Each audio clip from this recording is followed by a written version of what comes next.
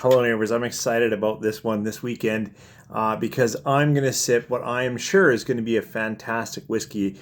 Last year, my Canadian whiskey of the year was this one from Bridgeland. It's a 52.5% single malt, single farm, red shed malting, but it's finished in their own port barrels. I can't call it port because we're here in Canada, but they make their own port.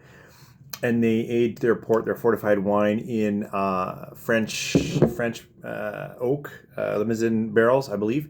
And I went down to the distillery. I bought this. I have loved every time I get to sip it, so I'm excited. But Jack and Dan, Antonio reached out and said, "We want you to try another release."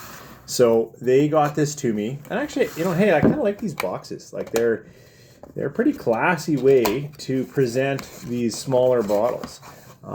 If I can get into them, they're a classy way to present these smaller bottles. Okay, that did take a little bit longer to get out. And I love it. These are such beautiful bottles. They struggle, I struggle capturing them in the right camera angles. It's almost like you can't really read it just because of the way they do their gilded and whatnot labels. But I'll tell you, in person, they look really, really sharp. So this was last year's, and it was my Canadian whiskey of the year. And then this is this year's release. I think it's pretty much the same, but 1 year more. Yep, single farm, single field, red shed. Finished. So it's aged another year. Now this one is released at 52.9%. So it got a little bit stronger over the year.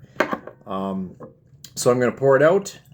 I'm going to give myself a generous pour. Good thing I have the day here. And I'll let you know. Boy, right away, it's got a dark cherry and berry and a richness. Oh, I don't know how old it is. Likely it's somewhere around 5 years. But I am going to let it rest 15 minutes for sure. So it's more than a minute for every year. But a whiskey like this, especially a cork pop like that with you guys, just deserves some time. And then we'll get into it over on YouTube.